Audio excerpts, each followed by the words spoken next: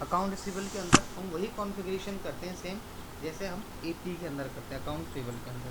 तो आपको वेंडर भी बनाना है, तो जैसे आप वेंडर बनाते थे इसके अंदर अकाउंट पेबल के अंदर, ऐसे ही आप कस्टमर बनाओगे अकाउंट रिसीवेबल के अंदर। तो वेंडर से रिलेटेड सीट थी, ये कस्टमर से रिलेटेड सीट है। इसके अंदर जो आप क्रिएट करोगे वो कस्टमर की कॉन्फ़िगरेशन होगी इसमें सारे के सारे। तो कैसे बनाते हैं मैं सिस्टमेटिकली प्रोसेस बता दे रहा हूँ। सबसे पहले आप टी कोड यूज़ कर लो या स्टेप से जा लो। तो आज हम टी कोड से चले जाते हैं, फटाफट हो जाएगा।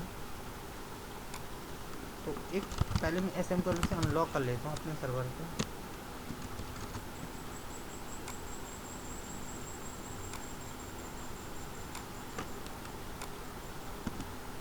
देखो सबसे पहले हमारे पास जो टी कोड है उसका नाम है OBD2। तो OBD2 एक टी कोड डालो, न्यू एंट्री पे जाओ। अब यहाँ पे अकाउंट ग्रुप बनाओ। तो मैंने जो अकाउंट ग्रुप बनाया वो किस नाम से बना दिया, मैंने बना दिया जैसे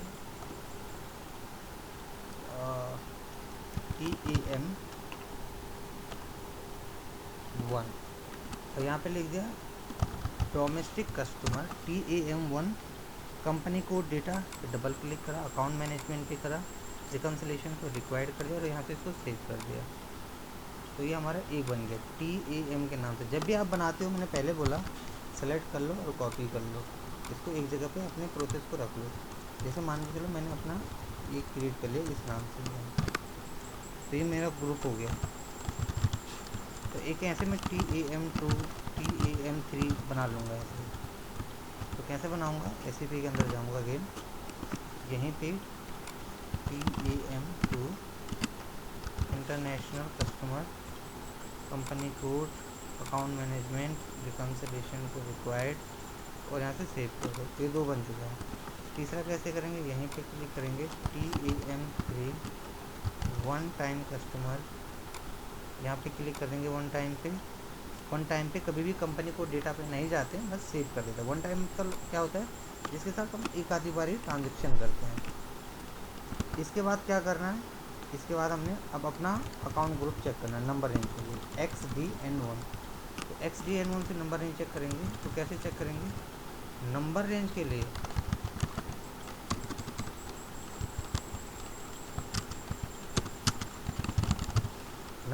लिए मैं यहाँ पे नंबर रेंज कोई भी नंबर रेंज डाल दूँगा।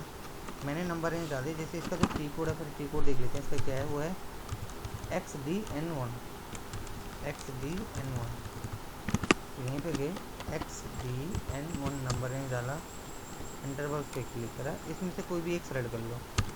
तो जैसे मैंने इसमें से एक सेलेक्ट कर लिया, नंबर रेंज जिसमें ज़्यादा हो, जैसे लिखा हुआ ये लिख रखा नहीं, इसमें कम है, ये बता रहा है 98 से लेकर 99 तक बन सकते, एक ही है ये, कोई नंबर रेंज है। ज़्यादा वाली रखो जिसमें ज़्यादा बनी हुई हो।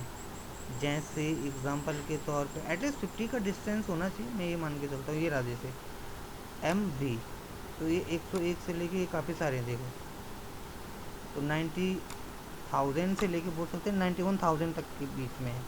तो हमारे पास ये काफ़ी लंबी नंबर रेंज है, इसको हम यूज़ कर लेंगे। तो हमारे पास पहले नंबर रेंज है MV। MV क्या होता है, एक नंबर रेंज है जिसके अंदर सारी नंबर रेंज बनी हुई। तो मैं नंबर रेंज में यहाँ पे लिख देता हूँ MV।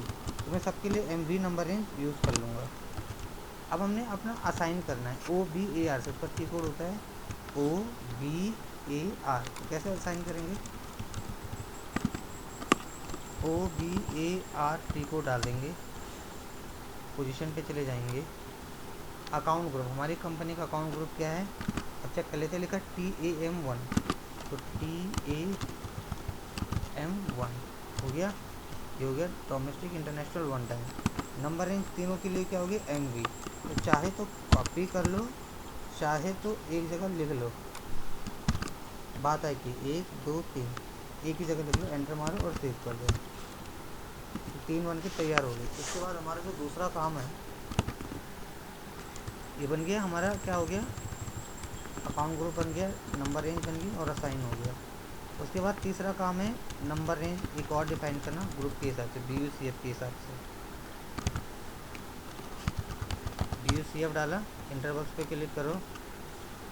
अब इसमें से BUCF में से नंबर रेंज कौन सी डाल दी मैंने, BUCF क्या होता है, बिजनेस पार्टनर के लिए एक नंबर रेंज होती है। तो इसमें से वो देख लेंगे जिसके अंदर बहुत सारे नंबर रेंज बने हुए हैं। मैं इसको एक बार और कॉपी करके थोड़ा नीचे लेके आ जाता हूँ ताकि ज़्यादा प्रॉब्लम ना हो।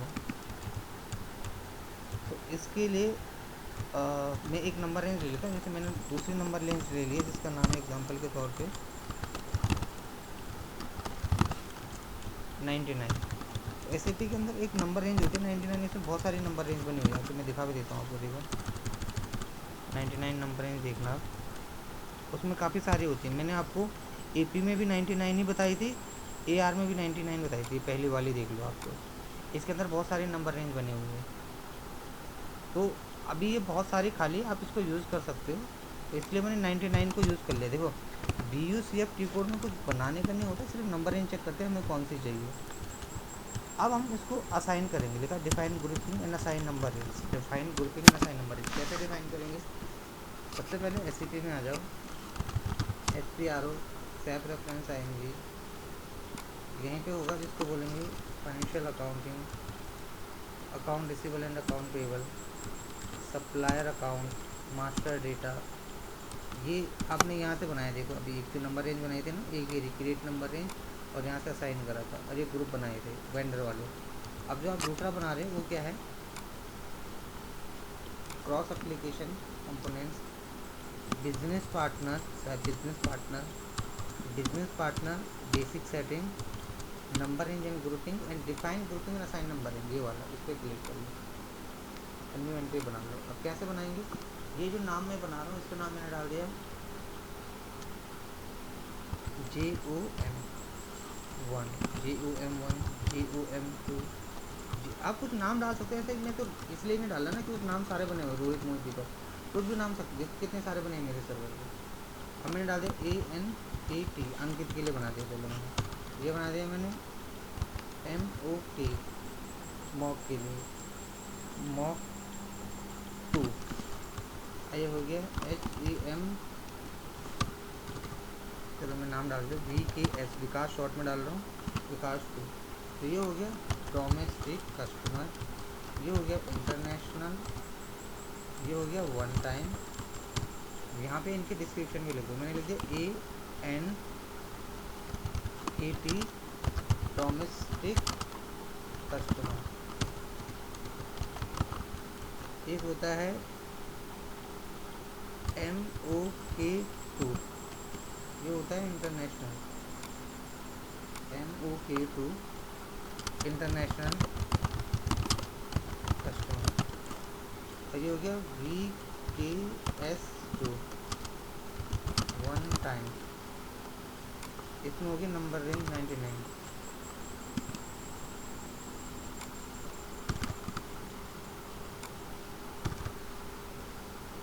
इसके यहाँ से सेव कर दो।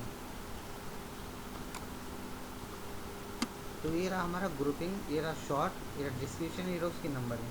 तो हमारे पास सारे के सारी चीज़ें यहाँ पे बन के सेव हो गई हैं। अब हम इनको कहीं पे रख के सेव कर लेते हैं।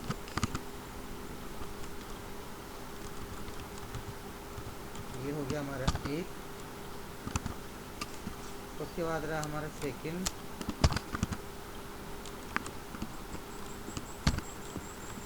और उसके रहा हमारा थर्ड।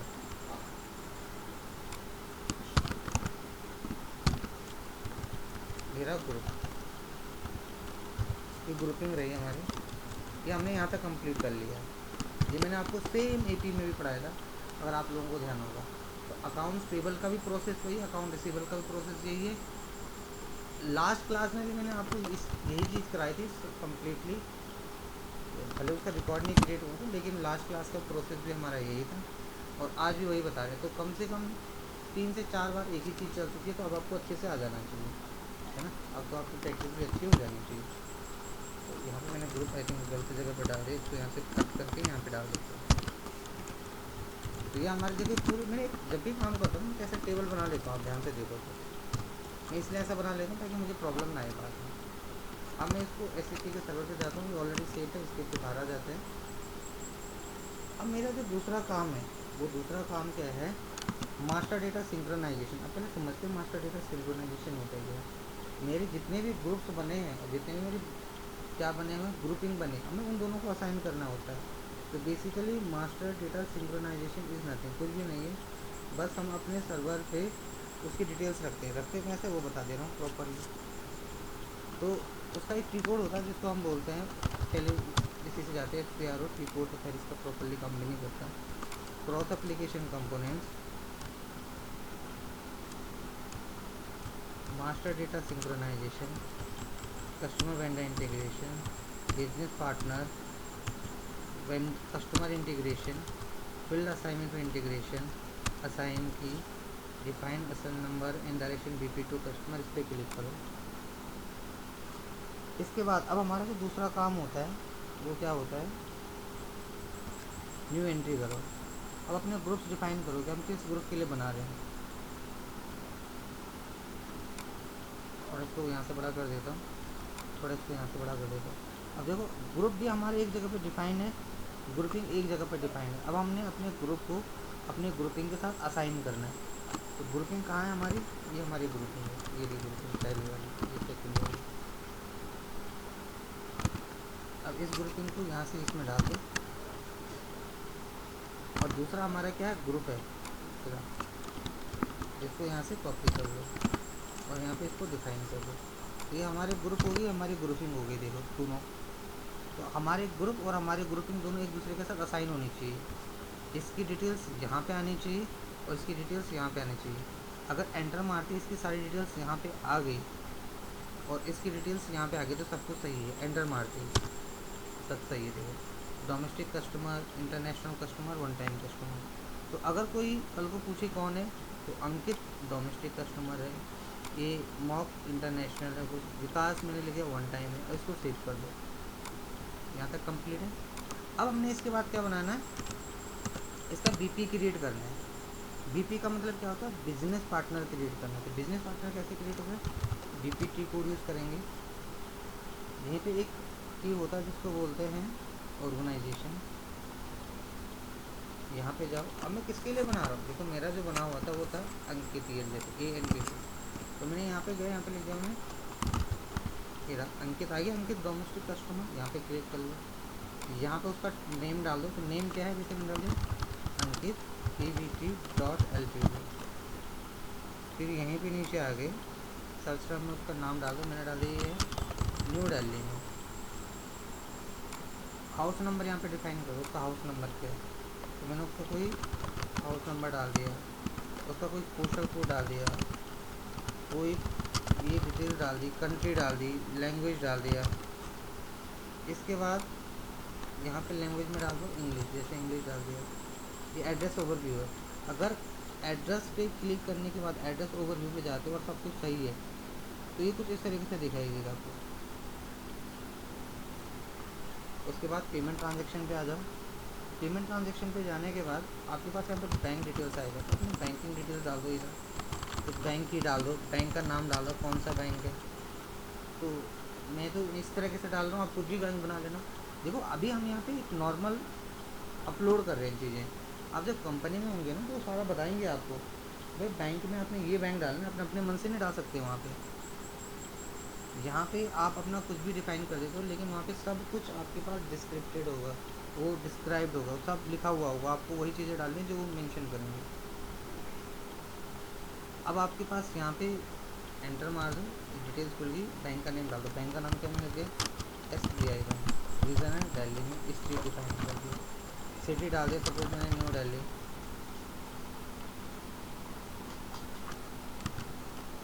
ब्रांच डाल दिया मैंने, जो भी है इस तरीके से।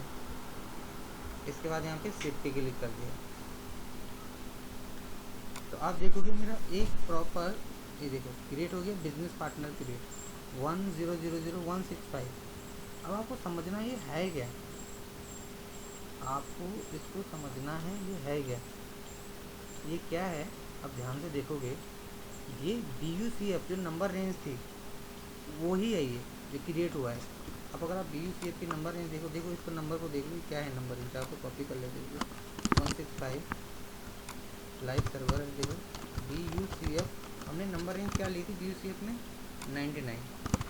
तो BUCF में 99 नंबर रेंज क्या थी। अब ध्यान से देखो, मैंने बताया था इसके अंदर बहुत सारे बने हुए होते, 1399 नंबर रेंज। तो ये तो बता रहा था कि इतने से लेके इतने तक बना सकते हो, जिसमें से जो अभी हमारा क्रिएट हुआ है वो कौन सा नंबर पे होगा, इस नंबर पे होगा।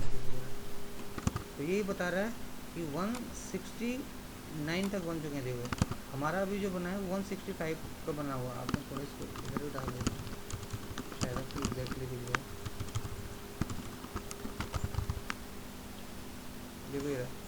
तो अभी अभी और भी बन गए। ये बता रहा है कि 169 तक बन चुके हैं, तो हमारा 165 है। किसी ने 2-3 और बना देंगे जैसा भी। तो आपको ये समझना है कि हमने नंबर रेंज लिया उसका क्या यूज़ था। वो यही था कि हमारा बिजनेस पार्टनर क्रिएट हो गया। तो यहाँ पे बिजनेस पार्टनर हमारा क्रिएट हो गया। अब हम इसके इस पे बाहर आ जाते हैं। तो बिजनेस पार्टनर कैसे क्रिएट करते हैं वो मैंने आपको प्रॉपरली बता दिया। डीपी में जाके अगर आपको अपना फिर से फाइंड आउट करना है तो नंबर यहाँ पे डाल दो, एंटर मार दो। देखो ऑटोमेटिक आपकी डिटेल्स भी आ जाती है कई बार, अगर आपका क्रिएटेड है सब कुछ सही से। तो दूसरी चीज़, जब आप बनाते हो, मैं एक चीज़ और दिखाता हूँ, एक डीपी फिर से बनाता हूँ। ये रहा ऑर्गेनाइजेशन, ये अंकिति है, सब सही है। यहाँ पे नेम डाल दे रहा हूँ, एड्रेस डाल दे रहा हूँ, अंकित की जगह डाल दे रहा हूँ। अब जैसे IBC PVP.LTD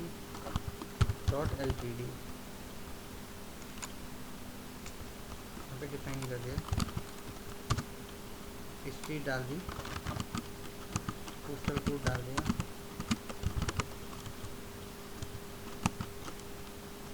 इंडिया रीजन डाल दिया, डिफाइन कर दिया। मेरा पेमेंट ट्रांजेक्शन, अगर पोस्टल कोड गलत डाल, देखो एड्रेस में ऑटोमेटिक एरर आ गया, बोल रहा पोस्टल कोड गलत डल गया, 1100 सही से डाल दिया। जब भी अगर आपका कोई एरर आएगा ऑटोमेटिक आपको इंडिकेट कर देगा। देखो मेरा एरर आया रेड कलर का, ये देखो बता रहा है अब सही है, एड्रेस ओवरव्यू सही है, सही है। देखो पेमेंट ट्रांजेक्शन पे जाओ, अपना बैंक डिटेल डिफाइन कर दो। मैंने अब PNB बैंक बना रहा हूँ, तो PNB बैंक रीज़न डिफाइन कर दिया, हेलो। स्ट्रीट डिफाइन कर दिया, और यहाँ पे इस तरीके से डाल दिया। अब तो कुछ बोल रहा है कि पीछे से, हेलो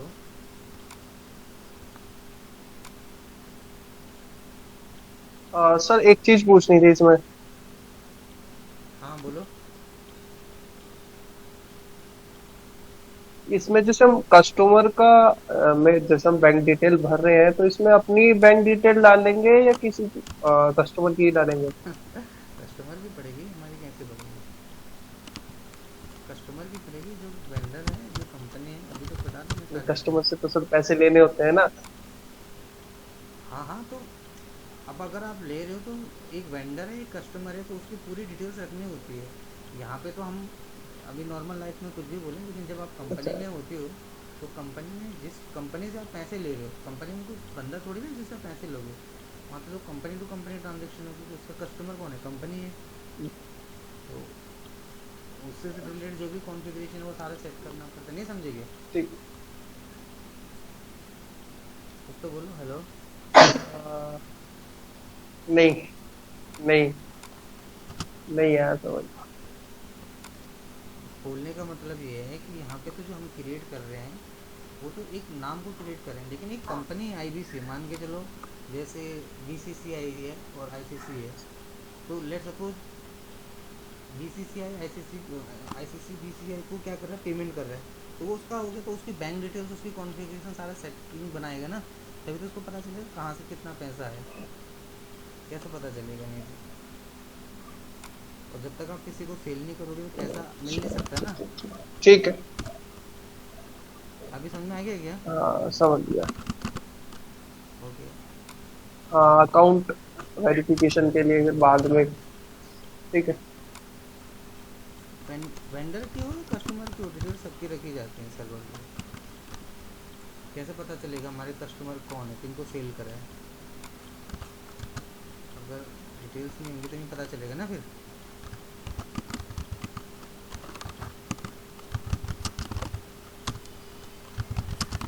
मैं अगेन भर रहा हूँ फिर से, सिटी में वैल्यू डिफाइन कर दिया, ब्रांच डाल दीजिए।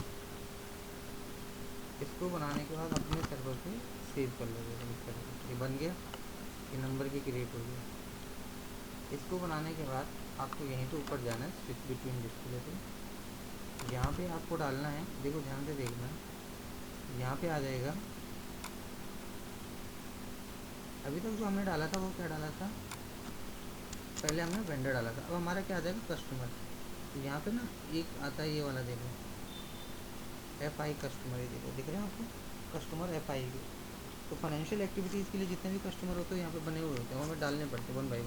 तो किसी भी एक को सिलेक्ट कर लो आप। इसको डालने के बाद यहाँ पे ना इस तरीके से आपका कंपनी का कोड खुलेगा ऊपर, देखना इस जगह पे, ये कंपनी का कोड खुल गया। अब किस कंपनी के कोड के लिए आप बना रहे हो, जैसे मैं बना रहा हूँ, मेरी कंपनी का कोड है ग्लोम, तो मुझे यहाँ पे डालना पड़ेगा। अब अगर आपका यहाँ पे, बड़े ध्यान से सुनना, अब अगर आपका यहाँ पे क्लिक करके इस तरीके से संडे डेटर्स आ जा रहा है तो ठीक है, तो आप इसको सेव कर दो। देखो जैसे मैंने बना के सेव कर दिया, मेरे यहाँ पे क्रिएट भी हो गया, हैज़ बीन सेव।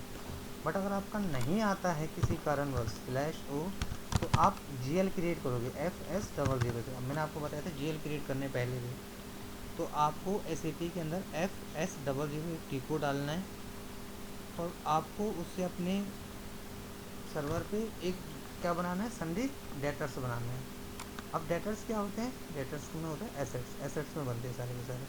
तो आपने एक ना एसेट्स का, एक संडे डेटर्स का एक GL क्रिएट करना है। देखो मैं दिखाऊँ, मैंने संडे डेटर्स का एक GL क्रिएट कर रखा है, देखो। हाँ ये अभी तो देखा था मैंने,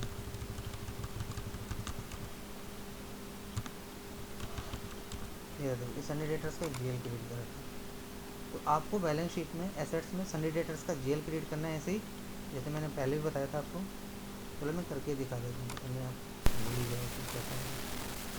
तो 20044 बना हुआ है, तो मैं 45 से बना दूँगा। 2000 1 2 3 4 5 4 4 से बना, 4 5 से बना दिया मैंने। GL कैसे बनता है, मैंने यहाँ पे लिख दिया संडे डेटर्स, और यहाँ पे लिख दिया संडे डेटर्स अकाउंट। यहाँ पे बैलेंस शीट आ जाएगा, यहाँ पे एसेट्स ही आ जाएगा। अगर मैं बाई मिस्टेक गलत डाल देता हूँ, मैंने यहाँ पे कैपिटल डाल दिया, एरर दिखा देगा ऑटोमेटिक, कैपिटल पे ये नहीं आता। तो यहाँ पे आपको क्या डालना होता है, प्रॉपर एसेट्स।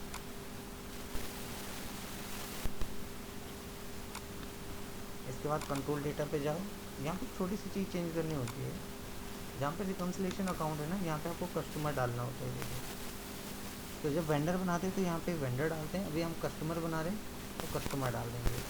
और कस्टमर के टाइम पे एक शॉर्ट की आती है यहाँ पे 031, 031 देखोगे कस्टमर नंबर के लिए होता है। तो आपको अपने सर्वर पे 03 के नाम से एक क्या बनाना है, ये डाल देना है इस तरीके शॉर्ट की। और क्रिएट बैंक इंटरेस्ट में YP67, ये रिकन्सिलेशन अकाउंट के लिए होता है। याद होगा जब मैंने आपको अभी वेंडर बनाना बताया था या कस्टमर बनाना बताया था, उसमें मैंने रिकन्सिलेशन को रिक्वायर्ड करा था वहाँ पे, है ना। तो वो रिक्वायर्ड फील्ड होना ज़रूरी है, डालिए यहाँ पे, सेव कर दो। देखो बन गया संडे डेटर्स, तो मेरा एक संडे डेटर्स बन चुका है। तो ऐसे ही आपने अपना भी संडे डेटर्स क्रिएट करना होता है अपने सर्वर पे। अब देखो मैं जब यहाँ पे आया, आप देखोगे मेरा संडे डेटर से एक और आ गया 45, ये भी बनाया ना 45 वाला आ गया, तो 2 संडे डेटर्स बन गए मेरे। अब इसके बाद होती है एंट्री पोस्टिंग FB70 से। तो FB70 मैं आपको पढ़ाऊँगा कल अच्छे से, आज के लिए इसको इतना ही करेंगे, अदरवाइज़ फिर आपके लिए ज़्यादा हो जाएगा। देखो मैं आपको सिर्फ, अगर आप देखोगे तो मैं ज़्यादा पढ़ाता नहीं हूँ, मैं एक लिमिटेड टाइम तक के आपको ट्रेनिंग देता हूँ, बहुत ज़्यादा नहीं देता है। ऐसे नहीं कि हमने 1.5 घंटे 2 घंटे पढ़े, मैक्सिमम अभी हमने 25 मिनट्स पढ़ी होगी। रिकॉर्डिंग भी आप देख लोगे तो इससे ज़्यादा की रिकॉर्डिंग हुई नहीं होगी। असली चीज़ होती है कि आप उसे कितना सीखें, आपको कितना समझ में आया, आप कितनी अच्छी प्रैक्टिस कर रहे हो।